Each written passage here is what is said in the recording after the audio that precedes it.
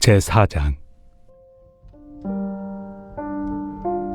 내가 또 말하노니 유업을 이을 자가 모든 것의 주인이나 어렸을 동안에는 종과 다름이 없어서 그 아버지가 정한 때까지 후견인과 청지기 아래 있나니, 이와 같이 우리도 어렸을 때 이 세상의 초등학문 아래 있어서 종노릇하였더니 때가 참에 하나님이 그 아들을 보내사 여자에게서 나게 하시고, 율법 아래 나게 하신 것은 율법 아래 있는 자들을 속량하시고 우리로 아들의 명분을 얻게 하려 하심이라. 너희가 아들이므로 하나님이 그 아들의 영을 우리 마음 가운데 보내사 아빠 아버지라 부르게 하셨느니라. 그러므로 내가 이후로는 종이 아니요 아들이니, 아들이면 하나님으로 말미암아 유업을 받을 자니라.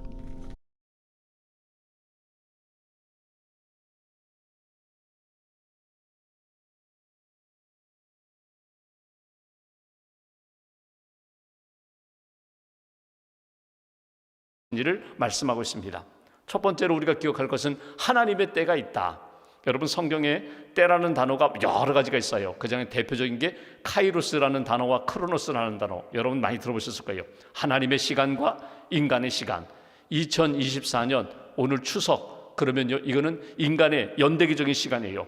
내가 여기 있든지 아프리카에 있든지 동남아시아에 있든지, 여러분 2024년 오늘 9월이라는 이 시간은 모두에게 다 동일한 연대기적인 시간입니다. 그런데 그 시간 속에서 추석을 맞이한 우리들의 마음 속에 하나님이 우리에게 주신 시간을 이렇게 붙잡는 것과 놓치는 것은 차이가 있어요.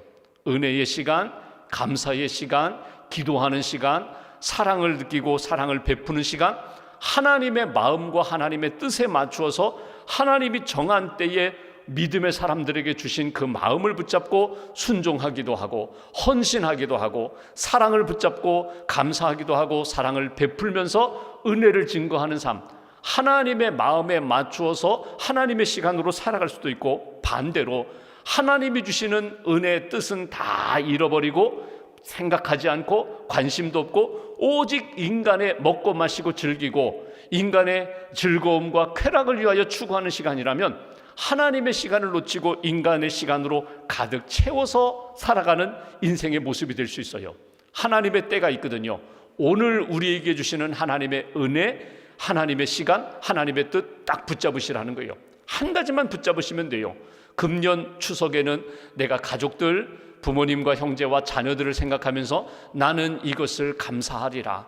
눈물도 있고 여전히 아픔도 있고 힘든 고난도 있지만 그럼에도 불구하고 나는 믿음으로 감사하리라. 하나님의 시간 속에서 주시는 뜻 딱 붙잡으시라는 거예요. 흘러가는 시간 속에서 하나님이 이루어지는 결정적인 사건이 있어요. 예를 들면 여러분, 하나님의 때라고 하면은 요셉을 한번 생각해 보십시오. 형들에게 팔렸어요. 애굽에 가서 종살이해요.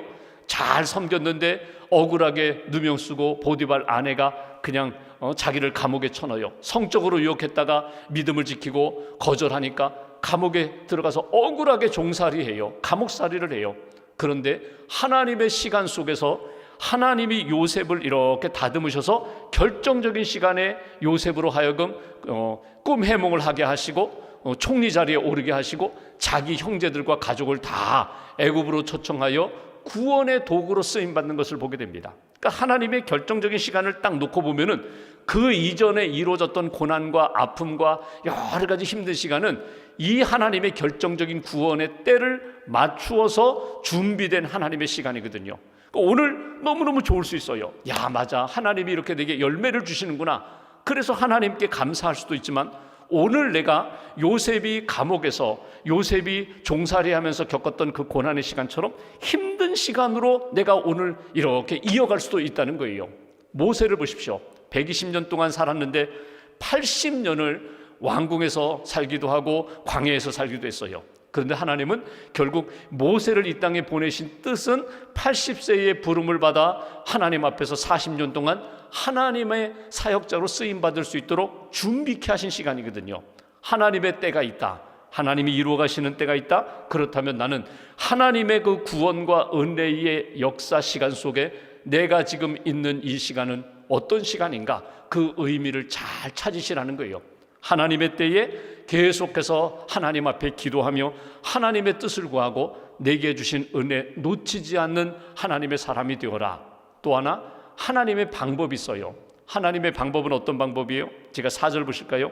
하나님이 그 아들을 보내사 예수님을 이 땅에 보내시는데 그냥 하늘에서 뚝 떨어지는 그런 모습이 아니라 여자에게서 나시고 마리아 요셉을 통하여 정혼을 했지만 결혼하지 않은 마리아의 몸을 통하여 성령으로 잉태케 하시고 베들레헴 마국간에서 태어나게 하시고 30년 동안 가정에서 사역을 하다가 섬기다가 30세부터 33세까지 공생애를 감당하시고 십자가에 달려 돌아가셨어요. 그럼 한번 보십시오. 예수님이 이 땅에 오신 것에 대하여 빌립보서 2장에 보면은 사도 바울이 이렇게 표현합니다. 우리와 같은 몸으로 이 땅에 오셨다. 하늘 보좌 버리시고 낮고 낮은 우리와 같은 삶의 자리에 오셨다. 여러분, 이건 굉장히 중요한 의미가 있는데, 여러분 내가 생각할 때에 주님이 내 안에 오시고 내가 주님 안에 있는 믿음의 사건은, 구원의 사건은, 그 시간은요 내가 다 거룩해지고 이제 흠 없는 온전한 사람이 되어서 예수님을 만나는 것이 아니라 내가 상처투성이 죄가 가득한 그런 어둠의 영에 붙들려 있을 때 그럼에도 불구하고 우리 가운데 빛으로 오셨다는 거예요. 성령으로 오셨다는 거예요.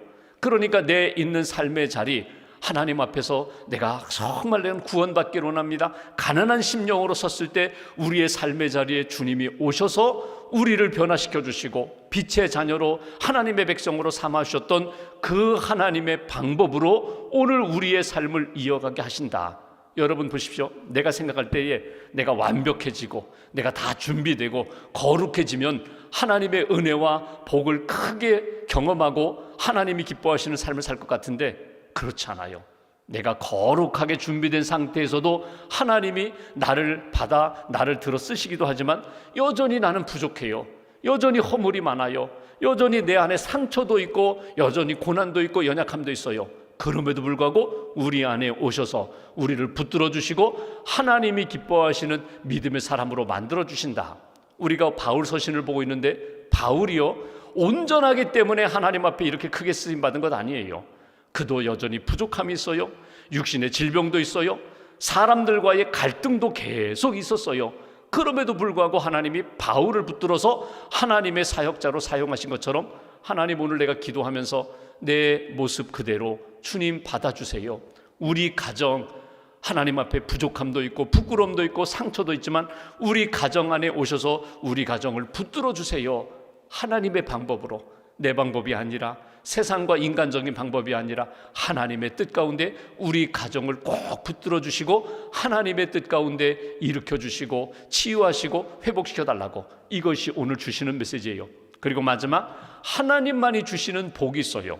여기 6절 너희가 아들임으로 하나님이 그 아들의 영을 우리 마음 가운데 보내사 우리 심령 안에 성령을 보내주시고 예수님 보내주셔서 아빠 아버지라 부르게 하셨느니라. 이제는 예수님을 통하여 구원받았다면 하나님 앞에 자신 있게 아빠 아버지라고 부르면서 하나님 앞에 나아갈 수 있다. 7절 그러므로 내가 이후로는 종이 아니요 아들이니 아들이면 하나님으로 말미암아 유업을 받을 자니라. 하나님으로부터 받을 유업이 뭐예요? 하나님으로부터 받을 복이 무엇입니까? 가장 대표적인 것, 천국을 우리에게 주셨어요. 영생을 우리에게 주셨어요. 하나님 나라를 우리에게 주셨어요. 하나님을 아빠 아버지라고 부르면서 어느 곳에 있든지 탕자가 집에 돌아왔을 때 나는 아버지를 아버지라고 부를 수 없어요. 무슨 소리냐? 너는 내 아들이다.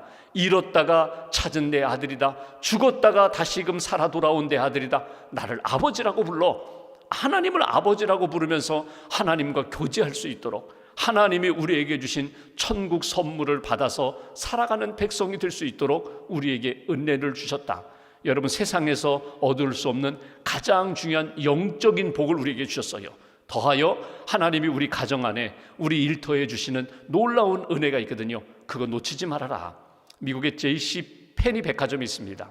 JC 제임스 캐시 페니라는 그분이 1900년대 초반의 사람인데 아주 가난한 집에서 태어났어요. 근데 포목점을 열었거든요. 너무너무 잘 되는 거예요. 어려서부터 믿음의 사람이었고 믿음으로 잘 경영하면서 막 사업이 막 확장됐어요. 나중에는 백화점, 그 상점이 결국 백화점 했는데 시간이 지나면서 미국 경제공황 1920년대 후반에 경제공황이 있기 전에는요 1,400개의 지점을 갖춘 지금으로 얘기하면 대기업을 이뤘죠. 그런데 그가 인생을 살아가면서 믿음으로 살고 믿음으로 경영했는데 가정에선 참 어려움이 많았어요.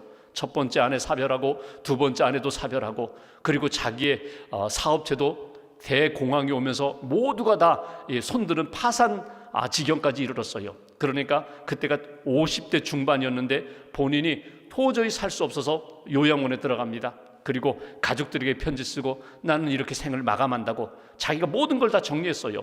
그리고 이제 죽는 시간만 기다리는 거예요. 그런데 하나님이 그를 그냥 놔두지 않으셨어요.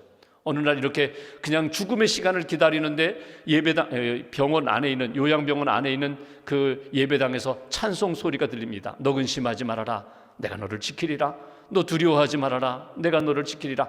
찬송 소리를 듣고 예배당에 가서 하나님 앞에서 이렇게 너 근심 걱정 말아라, 내가 너와 함께한다. 찬송을 함께 부르면서 영적으로 이렇게 회복되기 시작합니다. 그러면서 하나씩 그냥 하나님이 주시는 때와 방법을 따라 풀어가기 시작해요. 자기가 할 수 있는 것 한 번에는 다 안 돼요. 하나씩 풀어가는 거예요. 하나씩 풀고 하나씩 풀다 보니까 하나님이 이렇게 회복시켜 주시는, 심령을 회복시켜 주시고 삶을 회복시켜 주시고 또 잃어버렸던 것 이렇게 회복시켜 주시는 은혜, 평생 간증하는 거예요. 나는 모든 것 내려놓고 나는 모든 것 정리하는데 하나님이 지금은 아니라고 다시금 회복시켜 주시는 은혜로 내가 살게 되었다고. 여러분, 하나님 앞에서 우리의 인생을 단번에 바꾸고 싶은데 막 복권이라도 당첨돼서 그냥 한 번에 모든 것이 뒤집어지고 싶은데 아니에요. 그렇게 하나님이 하시기도 하지만 하나님은 하나씩 우리 가운데 은혜로 이루어 가시는 역사가 있어요. 오늘 가족들과 만나고 친지들과 대화하면서 여러분 여러 가지 가슴 아픈 소식도 듣고 기쁜 감사하는 소식도 들을 텐데 하나님 앞에서 모든 것 맡기면서 하나씩 풀어가는 거예요.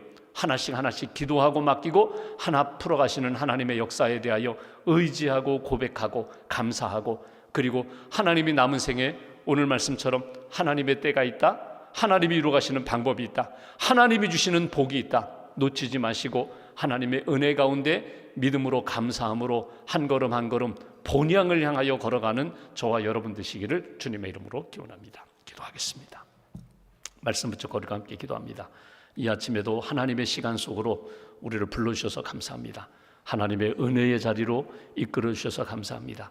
주님께 맡깁니다. 주님께 고백합니다. 아버지라고. 하나님은 나의 아빠가 되시고 하나님은 나의 아버지가 되신다고.